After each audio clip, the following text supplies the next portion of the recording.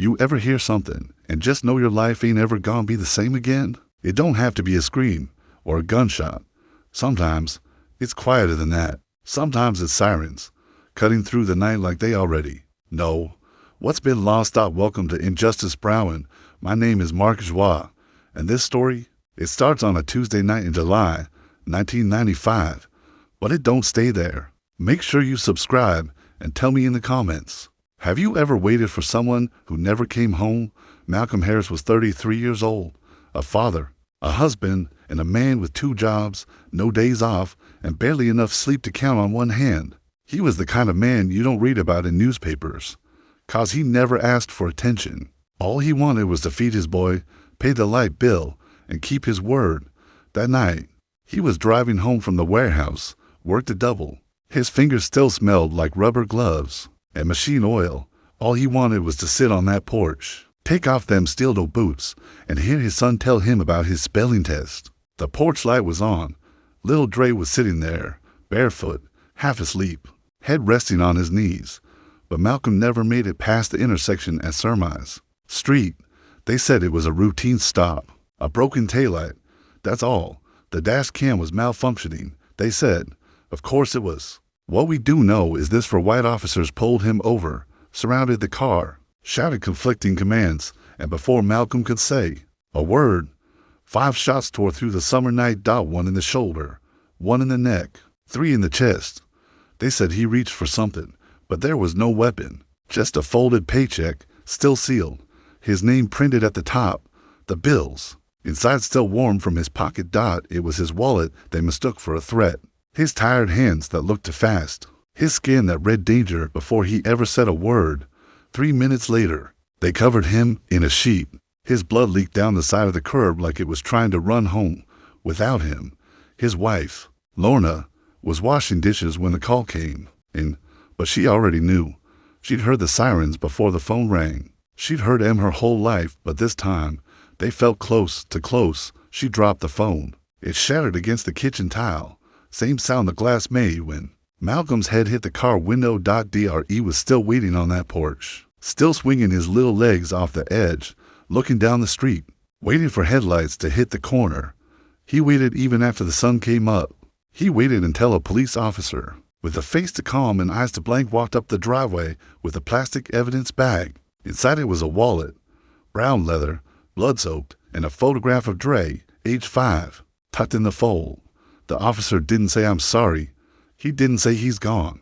He didn't say anything at all. He just handed the boy the bag and left. Dre didn't cry, not then. He just stared at that wallet like it still had a heartbeat. Like maybe, if he held it long enough, his daddy's voice might speak through the seams. That's the thing about these stories. They never start with sirens. They start way before that. In job applications that go nowhere. In neighborhoods built to keep dreams out. In courts that trust a uniform more than a heartbeat. But when the sirens do come, they come fast. And they don't ask questions. That night, a father was taken, a mother was broken, and a boy was turned into something the world would never fully understand again. He stopped speaking for a while after that. But he never stopped remembering, and every time he closed his eyes, he saw red and blue lights flashing on the street. Not like justice, but like a warning. A warning that the rules ain't the same for everybody, that some lives get read their rights, and others just get read their names on the news. Malcolm Harris, 33, warehouse foreman, father of 1, killed during a routine stop. That's what the paper said, but papers don't carry pain. Plastic bags do, empty porches do, 7-year-old boys do, and when the system decides someone like Malcolm don't get to make it home, it never just ends there. It echoes, it lingers. It infects. It passes down like a broken photograph, to faded to hang, but to painful to throw away. That night didn't just take a man's life. It planted something in his son's chest that would grow into silence, into questions, into fire. A weight he would carry into every room, every classroom, every moment that told him he was angry, when really, he was just grieving. And the worst part, that was only the beginning. You ready for what comes next? Because Dre was. He just didn't know it yet. Some wounds don't bleed. They just stay open. Dre was 8 the first time a teacher called him a problem. He hadn't said a word all week. Not a single one. But when another kid knocked his drawing off the desk and laughed, Dre shoved him. Hard. Just once. But it was enough. They sent him to the office. No one asked why he drew shadows with no faces. Why all his pictures had police cars, broken glass, and a house with the porch light always on. They didn't ask anything, just labeled him angry, wrote it in ink, put it in a file. He wasn't angry. He was hurting. But hurt looks different. On black boys. To them, it's aggression. To them, it's a threat. So they suspended him for 3 days. Told his mother it was necessary discipline. She didn't argue. She couldn't afford to. She was too tired. They're buried in double shifts and eviction notices to go up against people who never saw her son as a child in the first place. Lorna worked late nights cleaning offices for people whose names she couldn't pronounce. She'd come home just before sunrise, kick off her shoes, and sit at the kitchen table staring at nothing. Most nights, she fell asleep like that, chin resting on her wrist, still holding her keys. There was no time for grief, no space for softness. Bells didn't pause for heartbreak. Meanwhile, Dre kept drawing. He didn't speak much, only when he had to. He learned early that words could get twisted. Silence was safer. So he spoke with crayons, with charcoal, with ink on napkins, receipts, the backs of cereal boxes. He drew men in uniforms with no faces, mothers holding empty air, little boys with wallets instead of toys. By 10. He had a drawer full of drawings no one ever looked at. By 11. He was suspended again, this time for noncompliance. He didn't stand for the pledge, didn't recite it, just kept his hands at his side and looked out the window. The principal called it defiance. He called it honesty. What was he pledging to, exactly? A country where his father's death was filed under unfortunate, where every cop got to go home and Malcolm didn't even get a trial. Dre didn't know the word systemic, but he felt it, in the way teachers talked to him like he was already guilty, in the way school security watched him like he was dangerous, not grieving. One time, he overheard a counselor say, "He's probably gonna end up like his father." The irony stung so deep it numbed him, because she didn't mean dead. She meant criminal. She meant lost cause. She meant black. They never saw the real story. Not once. Not the porch light. Not the wallet. Not the mother who still flinched. As sirens to them, Dre was data. He was a folder, a pattern, another check mark on some report. They didn't see the nights he woke up sweating, gasping, reaching for someone who'd been gone for years. They didn't hear the quiet way he used to whisper daddy into the folds of his pillow, like maybe a prayer could echo through time. By the end of middle school, he had been suspended 3 times. Never for fighting, never for stealing, just for refusing to play along with a system that treated him like furniture that might bite. His mother tried everything she could. New clothes, tighter curfews, church. She prayed over him in her sleep, even when her voice cracked. But prayers don't pay for therapy, and therapy never came. It was easier for the world to punish him than to understand him. And that's the thing about kids like Dre. They don't explode, they fold inward. They compress their pain into quiet corners where nobody can touch it. They survive by going silent. But silence is dangerous, because what the world refuses to hear eventually finds a way to speak. And even if it takes years, even if it takes everything, it comes out. It always comes out. Some people see what's wrong with you. Others see what broke you. Mr. Evers was the second kind. He was the kind of man who didn't talk much about himself, but when he looked at you, you knew he'd been through something too. You could see it in his walk, in his voice, in the way he never flinched when you got loud. He'd just lean in like, go ahead, say what you need to. Dre was 15 when they met. Another fight, another suspension on the table. He hadn't hit anybody, he just smashed a locker with his fist. After a teacher told him to stop acting like a thug, blood on his knuckles, eyes on fire. Everyone else backed away. Evers didn't. He sat him down and said for words Dre had never heard from an adult at school, "You got a right." That was it. No lecture, no threat, just that. You got a right to be mad. You just don't have a right to let it kill you. And for the first time in years, Dre didn't look away. That conversation didn't fix everything, but it cracked the silence wide open. Over time, Evers started asking questions, real ones. Not what's your plan after graduation, not how do we keep you out of trouble, but things like, what's the first thing you remember drawing?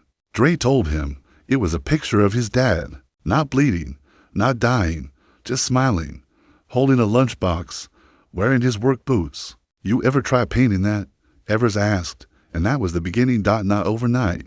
Not in some miracle movie montage. It was slow, rough, uneven, but just started staying late after school. Not in detention by choice. In the art room. At first, he barely touched the brushes. He just sat with them, like they might explode if he picked them up the wrong way. But then, one day, he put blue on the canvas, then red, then gray. His silence started to move. He painted shadows still, but now he gave them names. He painted sirens, but now they had context. He painted his father, but this time, he gave him a full face, a mouth about to speak, hands that weren't bleeding, but reaching. It wasn't therapy, but it was something. By senior year, his work was in the school hallway. Even the principal walked past it without saying anything slick. One piece got picked up by a local nonprofit, then a gallery downtown. Then a scholarship offer came in from a college Dre never thought he'd even apply to. Full ride, art and African American history. He didn't even tell his mom at first. Just left the letter on the table next to her coffee mug. She read it 5 times. Didn't cry. Just whispered thank you like she was talking to the sky. But the truth is, the anger never really left Dre. It just learned how to walk in straight lines. It learned how to sharpen itself without cutting everything in its path. He wasn't healed. He wasn't whole, but for the first time, he had motion. Not joy, not peace, just the possibility of more. The system still didn't care. The world was still dangerous. The name Harris still rang hollow, in courtrooms and cold precincts. But Dre wasn't only his father's son anymore. He was something else. He was a creator now, and in that quiet, urgent space between brushstrokes and memory, he began to build something the world could never label again. A voice, not with words, not yet, but it was coming. You could feel it. Sometimes, it don't matter how far you've come. One headline, and you're right back where you started. Dre was 35 now.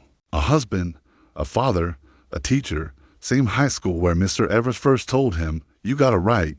Same hallway where his paintings once hung like whispers on the wall. But now he was the one standing in front of desks, telling kids, don't let him define you. Trying to teach what the world refused to. He had a daughter at home, barely walking, bright eyes, just like his mama, and for the first time in his life, things were steady, not perfect, but steady. Then one morning, in October 2023, everything changed. His phone buzzed before sunrise. Group chat with 2 other teachers. Did you see this? A name, a picture, news article link. 21 years old, unarmed, shot by police after a traffic interaction. To blocks from the school. To Dre didn't open the article. He didn't need to. He knew how it read. He knew how it smelled. He sat in his car in the school parking lot, gripping the steering wheel until his knuckles cracked. He didn't scream. He didn't cry.